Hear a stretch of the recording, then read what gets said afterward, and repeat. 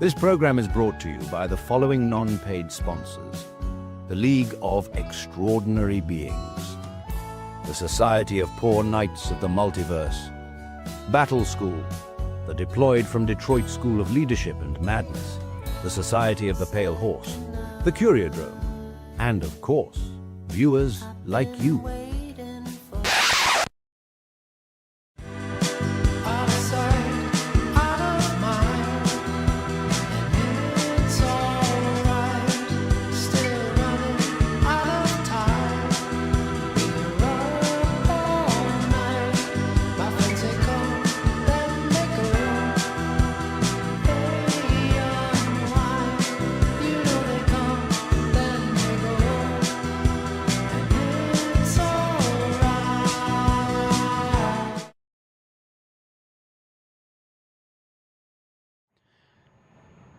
Hey gang, I fixed the puppy cam.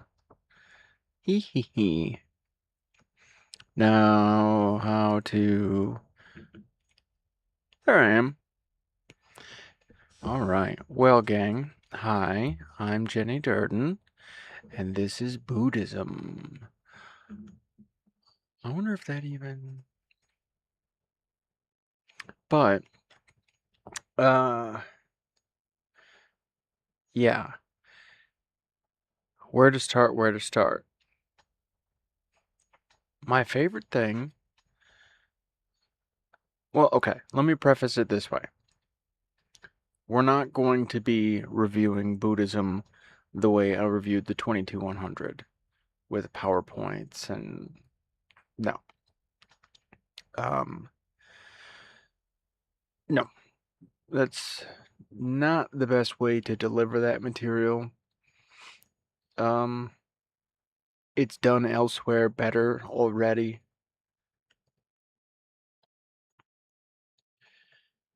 And I kind of want to be windy curvy with it, as one needs to be. You might see. Okay, so what is Buddhism? We can start right there. There's a lot of question there. Is it a religion? Is it a philosophy? Is it a is it just an aesthetic? Is it just how some people choose to decorate their house? What is Buddhism? Is it a religion? I could say that at its heart, no.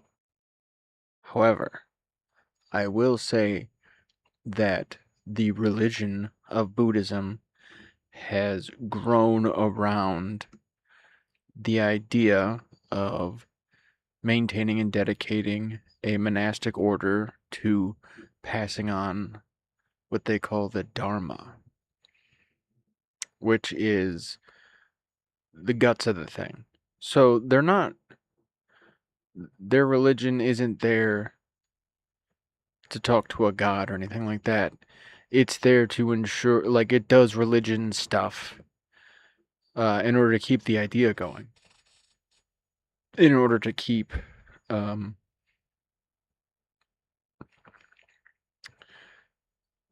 basically to keep monks around. And that's not a negative. That's not me saying, like, what the fuck. But it's there because the monks have a purpose. So the religion is there to ensure there's a place teaching this kind of stuff. There you go. So you'll hear religiously themed things. You'll hear about gods and spirits and ghosts. They all, by that point in human history, this is 500-ish BC. By this point in human history, people were already past the point of thinking gods were real. Nobody, like in Plato's age, and this is a huge misconception people have nowadays, where people talk about the gods and the spirits so freely. Yeah, the way we use Fahrenheit and Celsius, the way we use inches and meters, to them, these were measures of things. And so it wasn't, uh, it wouldn't be weird for it to be outside of someone's sort of like use like that. And when you understand the language, you can actually speak a little bit more intelligently and more beautifully. Like you can use the poetry for what it's worth and like what it's meant to do. And you become more intelligible. Uh, yeah. And so by Buddha's time, when they were writing about gods, they didn't think gods were there. When they were writing about demons, they didn't think spooky winged creatures. And no, that was already, people had developed basically the same kind of relationship we have with it, where there's like, although the amount of like people who believe in supernatural shit now, it feels like it outweighs what it used to, because of the distance between the individual and education. Like not necessarily like geography or anything like that, but and then also like the nature of the education. Like American education is insanity. It's like trivia written by people who don't know history and are just hoping it kind of went a certain way. Uh, it's really kind of upsetting. They're like, well, the Pilgrims, and you're like, well, they called themselves the Separatists. That was the name they utilized. I think they would have dug being called Pilgrims. They'd be like, that's cute, that's clever of you guys. But they call themselves the Separatists. Ruh-roh. Those buckle-shoed bastards. Yeah, no, American education is purposely a little bit lacking though too. It's why we have the Presidential Fitness Award, and there's a lot of sneaky stuff in there. It's to get you ready for the draft. And so that's why there's also so much shut your mouth, do what you're told, and it's baked into that system, which is so fucking gnarly because it emotionally neuters people like right as they enter adulthood. And then it's why we have the problems we have here in the States. It's all fucking children. Uh, you,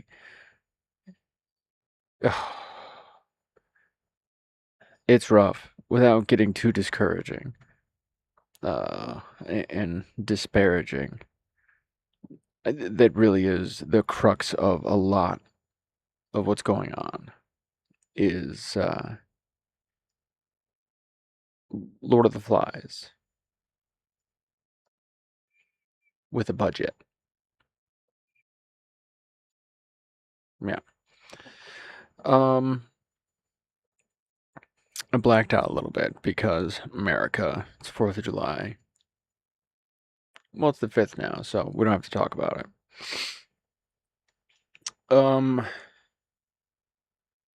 What is the Dharma? Can I just tell you? So Dharma itself translates kinda, sorta. Here's where we already start getting kind of fun. There's no real direct translation for it in English. Dharma is the word. You could get close by saying the way or the path or the sacred way or path or holy. It's sort of, there's an implication of sacredness, there's an implication of holiness, divinity, transcendence, something intense about it where you're like, this is the way. There you go, Mando. It's that kind of a vibe. That's what the Dharma is. Just it is. It's kind of similar to the Tao. Sorry, Tao. It's pronounced like a DEA. I know. You put me in a pronunciation contest, and I'll do really well to a point, and then start biffing it. You guys, but I thought I knew you.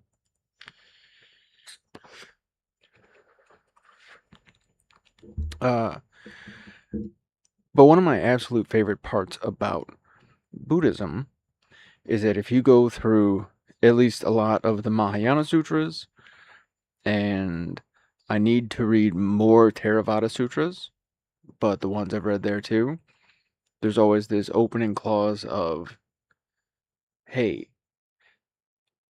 so this shit's really hard to explain. Now it says it in very beautiful Buddhist language. Do I have it at... I moved my desk recently, I'm sure. Oh no, I've done the whole show from down here. But I moved my desk in the... And... No. Well, I won't make you watch me search for it. But I was gonna pull up a...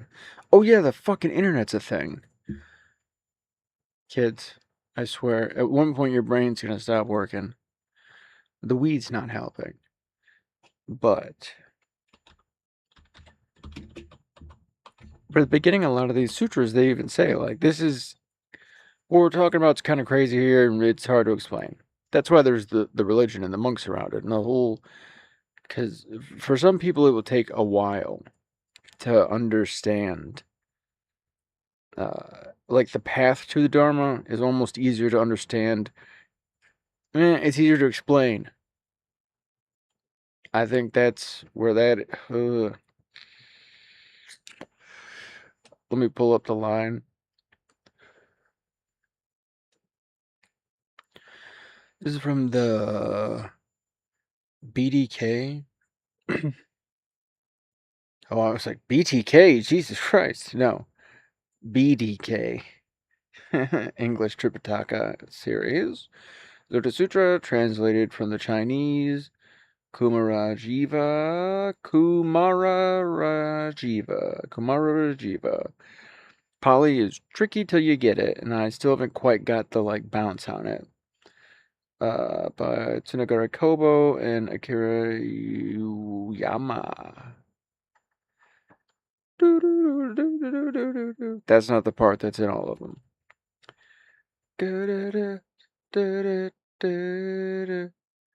Here we go. That's the introduction I need to skip.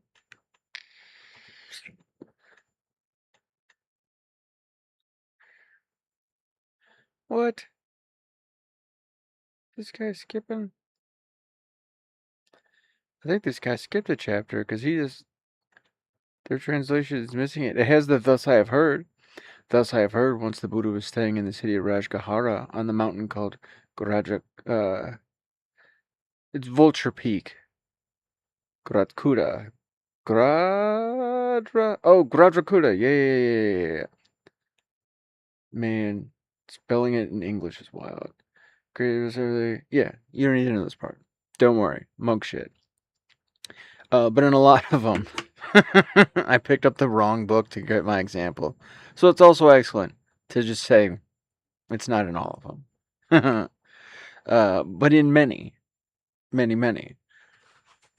there is this opening line of, hey, this is really difficult to explain.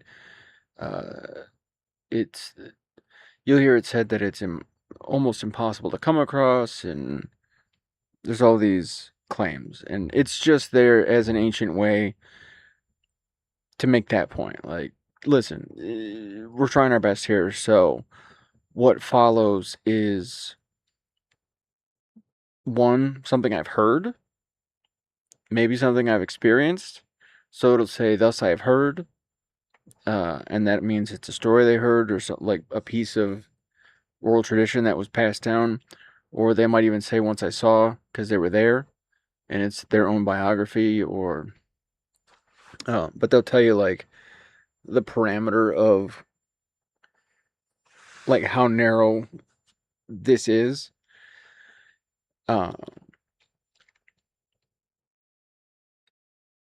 then they get into it. So, like, if you decide to read the sutras, I'll tell you this: the first few may be tricky and can kind of turn a person away if they're not like a ravenous kind of reader. But once you get 3, 4 under your belt, you'll see the pattern, and you can go ahead and look for the pattern ahead of time. Maybe make it easier for yourself. But coming across a pattern naturally is just as good, and it should be just as quick. But you'll see that there's a lot of stuff you can kind of skip because it's repeated. It's repeated information. It's juju copy paste from the last one, and so you can skip right to. And then you'll see also a lot of sutras are broken down into 2 portions. There's the narrative portion, and then there's the poetic, lyrical portion where you can.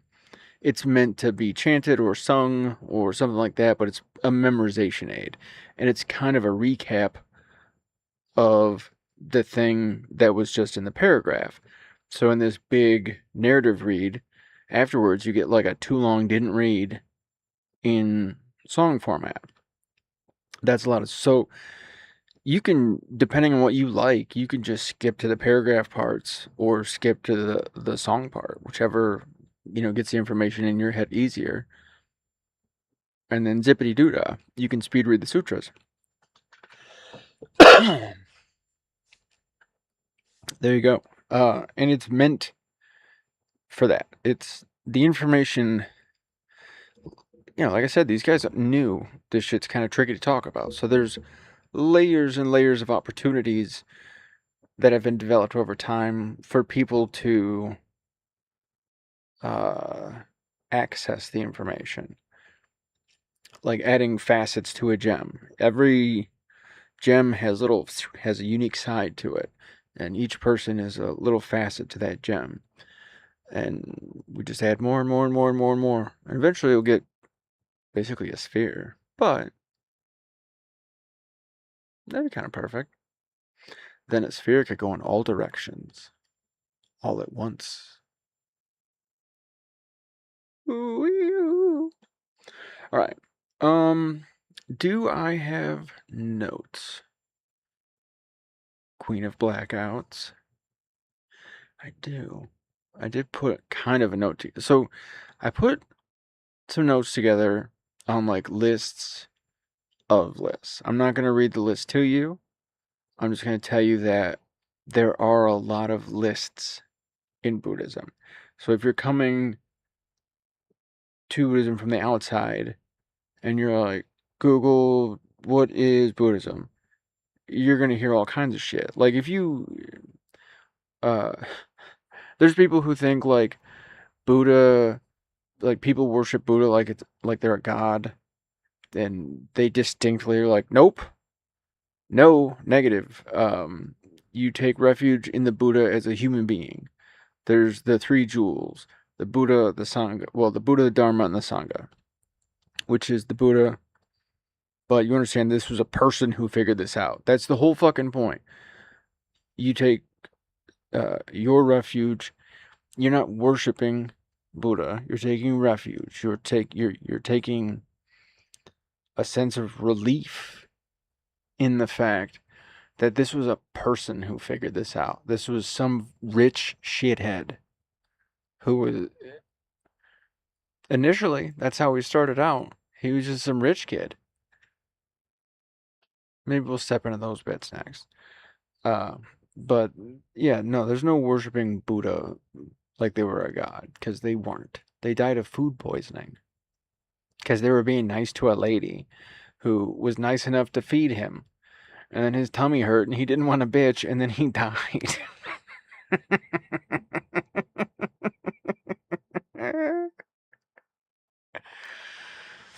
Oh, it's adorable. It's beautiful.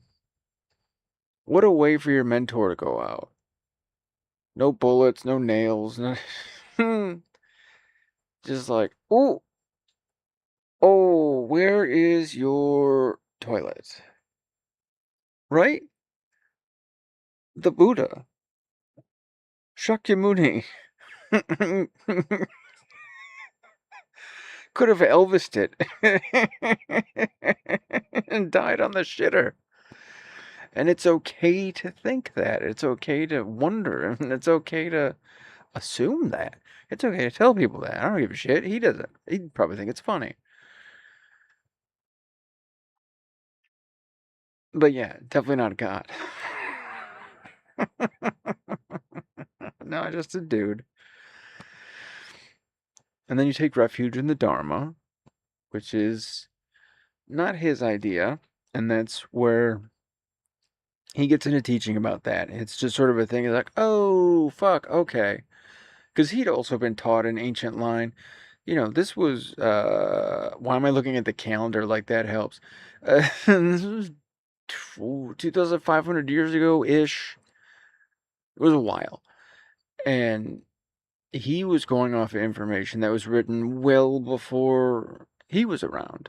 And these oral traditions and these, he was coming out of Hinduism, Hinduism's not a thing per se. It's a category people this shade of earth put on things. But it's an okay category. They don't mind. They adapted. And maybe they do mind, but I don't speak their language and they aren't saying it in English. Uh, it is what it is. But these traditions are ancient. Some of them are like, there's a good possibility there's a few faiths in southern India that are like the first on the planet, where their prayers are in bird song. And we're like, what the fuck? That is old, old, old. They have language from before humans. Not to say we were ever birds, but there's an indication that, like, their shit is that ancient that it has pieces from, like, there's lines that can be drawn. They don't have to be, but they can, and it's kind of cool. But yeah, that's to say, he's going off of that information, and it's a lot. It's okay. Here we go. Karma. What is karma? Karma is just the result of history. Karma is shit happens. It is not points. It is not good karma gets you good things and bad karma gets you bad things. It's your karma gets you what it gets you. Which I think disappoints some people. Because I think some people would think they would like to have more control over their own karma. Which you can develop control of it.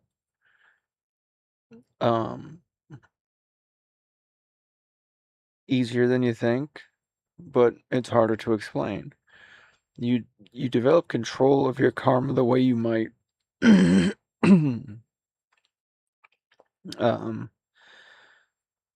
way you might get control of a fire hose that's going all over the fucking place and banging into the mic. Hello. I won't do this anymore. You get it. Fire hose. But all that energy, all that chaos, all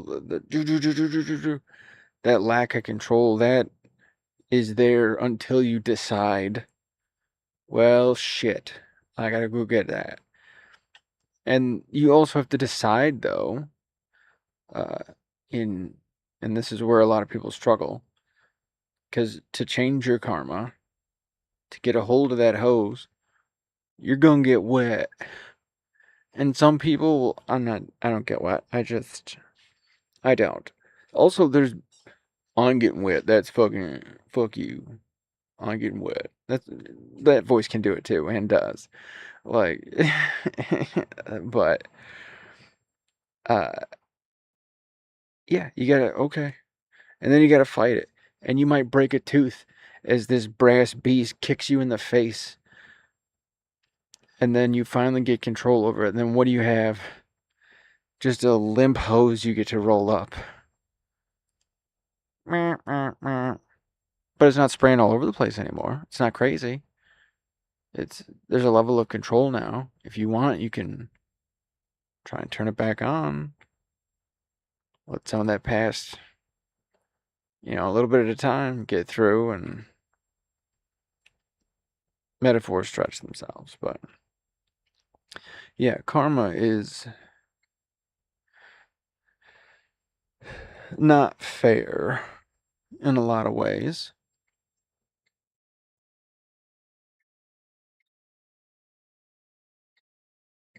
But it doesn't need to be fixable.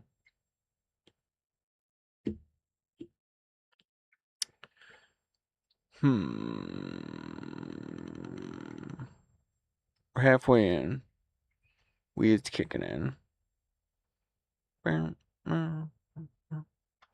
Oh, real quick, I can tell you about Buddhism on drug use. So there are definitely conservative schools that would suggest against any and all, to include certain pharmaceuticals, I would imagine. And then there's degrees of, I'm sure you'll find somebody who's says they're Buddhist and they're getting fucking annihilated. But the direction that's written is one should avoid substances that cause heedlessness. And so, depending on how you take in the word heedlessness, that may... Heedless would mean one who cannot be heeded, someone who would not be, meaning like you can't heed my instructions, you won't follow instruction, you won't follow advice, you can't be talked to, you can't be reasoned with, and you can't control yourself.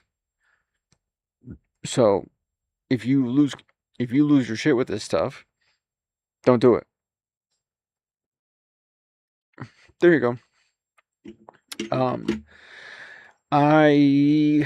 For a time, I used to drink a ton, tons and tons, and then I went and did like, oh, I'll do one here and there, and now I haven't drank in like a year and a half, maybe. Fuck, I don't know. It's been a while. It's been a long time.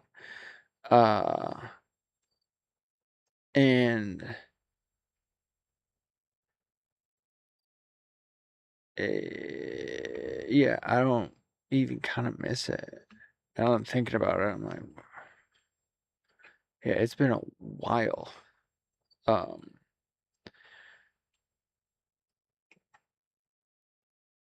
But I would say that would cause me heedlessness.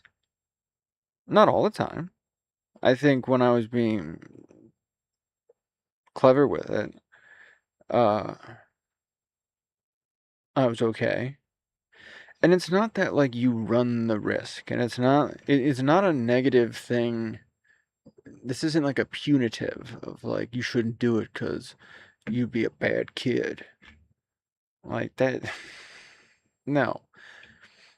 It's just that your mind is, you do better when you think more clearly and when you have access to your thoughts, and when you have access to your feelings, and when you have access to all of you, all of the parts of you.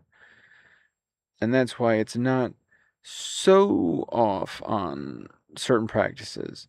Now, I wouldn't suggest, okay, one, don't be like what Johnny said, because I'm me, who gives a shit? I'm not on paper anywhere as any kind of authority on this shit, so just telling you. But yeah, for your own personal edification, if it's a lot of people will get into Buddhism while they're quitting because a lot of monasteries will support rehab because monasteries support anybody who's down to come hang out. And they're already not smoking and drinking today, so come hang out with them. And that's kind of how monasteries got into the rehab business. Almost right away, too. Like, this has been going on for hundreds of years. But, yeah. So they're definitely supportive of quitting and supportive of getting rid of bad habits. And because ideally, here's the goal, is to not want stuff. If we want to cut right to it, what is the Dharma? It's really easy. It's real hard to explain, but it's really easy. And it is that you suffer, and you will suffer, simply because you're a living being. Part of being a living being is being exposed to the world. Oxygen is corrosive. Water is corrosive. It's eating you. That's why all these morons are like, I take antioxidants, da da da da da. And they think they can, like, power their way to immortality because they had a granola bar or some horse shit. Like, it is adorable to fear death so much that you would. I get it though. I used to too. It's spooky. What? What's it gonna be like? Then hillbillies talking about heaven and hell. Ooh, neither sounded fun. Neither sounded good. They were all just someone else's weird dream.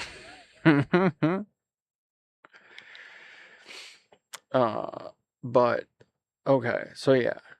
I want to skip to my list. I know this shit, but I want to, because I'm stoned, I want to make sure I like hit the dots here.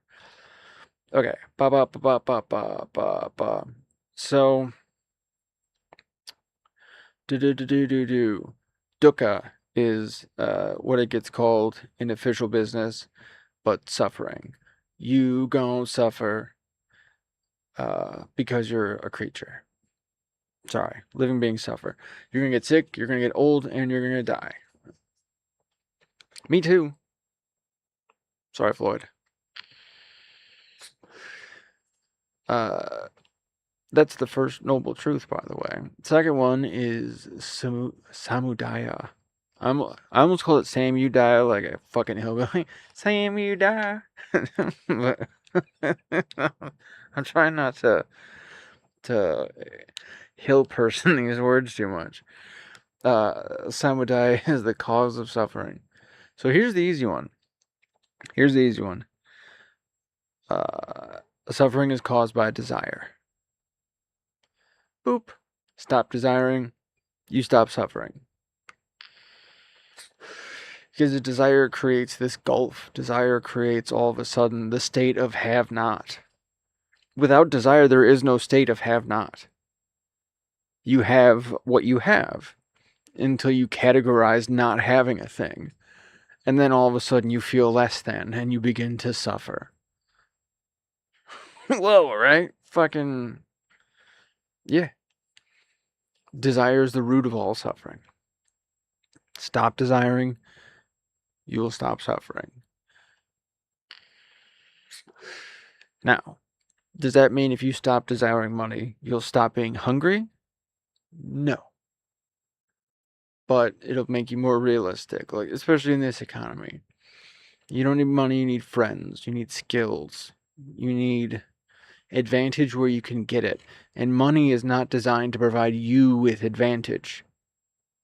It's designed to provide like 9 motherfuckers with advantage. And not the 9 people who watch this. So you need to learn to not desire money. And maybe if you still have a desire, you cling to a desire. That's where that clinging comes to. The word comes from. Not the word cling, but that's what when they're talking about it in Buddhism, you're clinging to a desire. Oh, but I fucking want it. Can you want another version of it? Can you want something on the path to it? Can you ease your desire to ease your suffering? But that's really going to be the only way to do that. Even physical suffering. I said there's a method to ignore pain, and there is. And it's just that. It's ignoring it. It's still going to hurt. But you'll bitch less. You'll be calmer. You'll get through it. You'll make jokes. You'll be the fun one. Which is funny, too. Because ask a ER nurse or somebody like that. If you're the fun one, they'll check in on you more. Ooh. Creepy, right? But that's also some of the weirdness of good karma. You start clicking into a good wave and good shit, kind of like people who are ready to have a shitty day, the world is ready to give it to you, baby. But if you're ready to have a good day, the world's ready for that too. It's also still ready to give you the shitty day. Like, it's got a cannon loaded with both, and it fires them at the same time.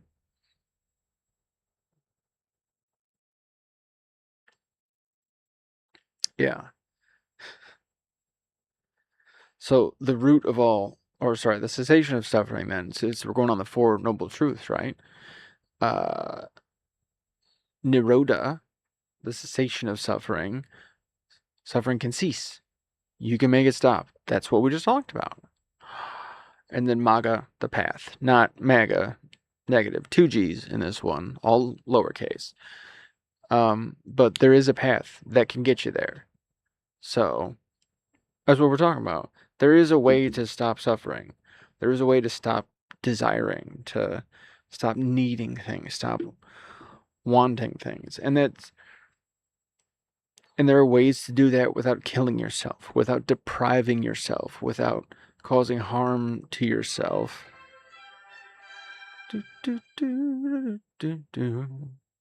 Hang on.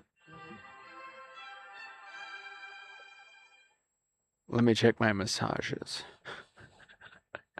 I am in charge of a business here. You guys want to do puppy cam while I check my text? Puppy cam. Puppy cam. Puppy cam. Is puppy cam working? Hang on. Camera 1, camera 2. Camera 1. Yeah, it's puppy cam. There we go.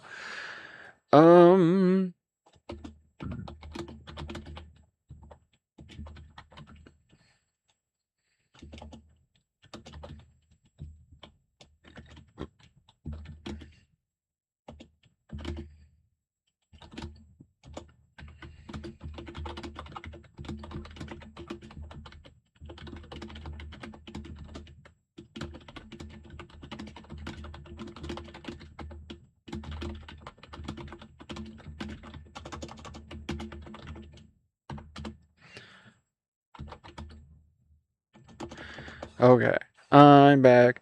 Puppy cam. That completes your puppy cam of the day. Alright. Yeah. That's kind of basically the Dharma.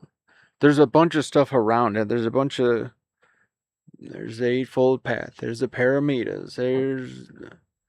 There's lists and lists and but that's there for people who are like, that can't be it. Show me. And okay. Here. And that's what a lot of that is too, for folks who are like, that's not it. And they just need to hear it said differently. My saying is not going to do the trick. Maybe my hat is a little too much. And they're like, I like my monks bald. Well, here, sorry, Floyd. There you go. But, like,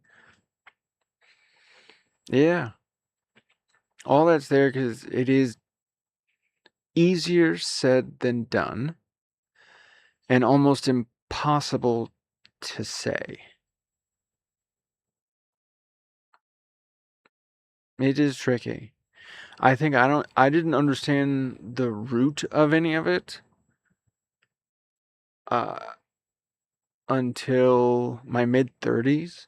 I didn't grow up in Buddhism. I grew up with it in the periphery, and I had heard the stories of like the life of Buddha, and I'd heard some elements of it, and I wasn't too familiar with much more than that.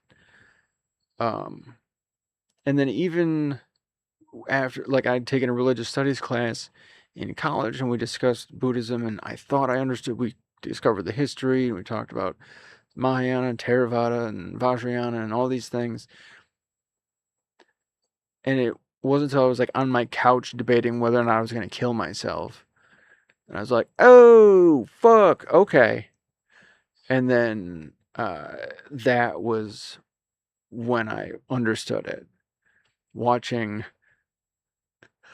Pilled Out of My Mind, watching the life of, is it Life of Buddha or Little Buddha? Either way, it's the one with Keanu Reeves in it as Siddhartha. Watch it. It's it's really good. Or not as Siddhartha, but it's Shakyamuni. Maybe that's the same guy. I'm blinking, but yeah, I was watching that, and I was in a really rough patch, and it was just on back when things were just on, and yeah, I was like, oh shit, okay, gotcha. Eh, Yeah, so some people aren't gonna understand.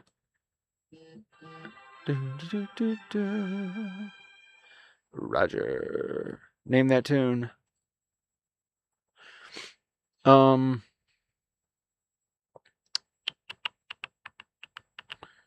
yeah, I don't want to do any more lists because we covered some of them. Uh, yeah, I think what I'll do is for the next week, I may. So maybe I'll do a little bit of a look at.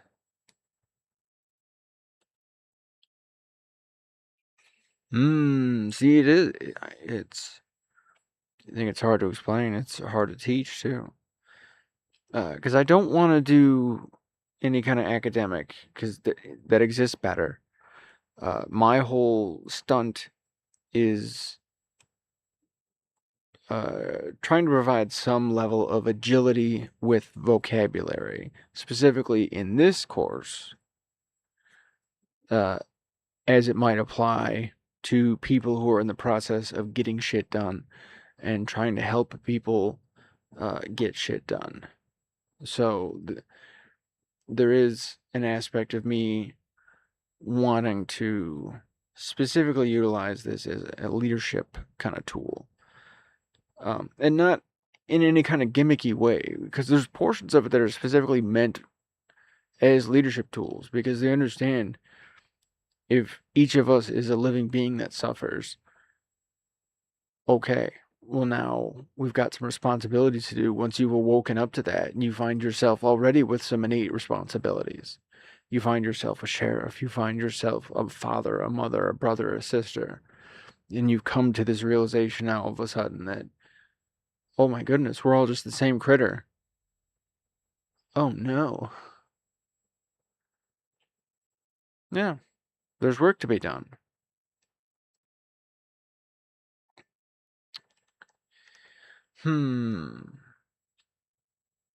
But how about this?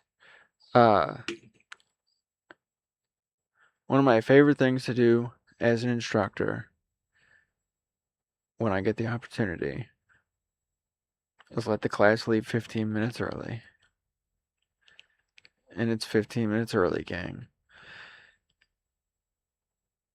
And I could explain for a lifetime I could climb a mountain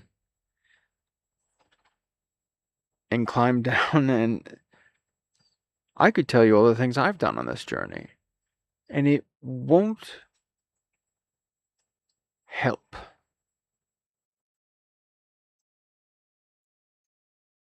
I mean, it might, sure, but it'll confuse more than it'll help. Not even confuse. It'll be in the fucking way. The point is, you are a living being here in this place where you get to live, and you are suffering a little. You're gonna get sick. You're gonna get old. You're gonna die. Odin, don't you? You don't do it right now. Odin's getting sick and old and dying right now. No, Odin. Odin, tell everybody you're okay. We're gonna do puppy cam on the way out. Odin, what do you have to say? Where you going, buddy? Ooh, Teddy. You know, you don't want to be on camera? Well, tough shit, little buddy. I love you.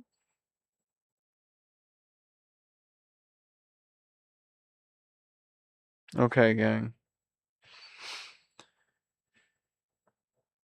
You suffer, but there's a way out of it. All you gotta do is not want it. Not wanting. That's where we get tricky. Yeah. You just gotta not want. Be a Spartan without bragging. Alright. Good night, babies. See you in hell, maybe.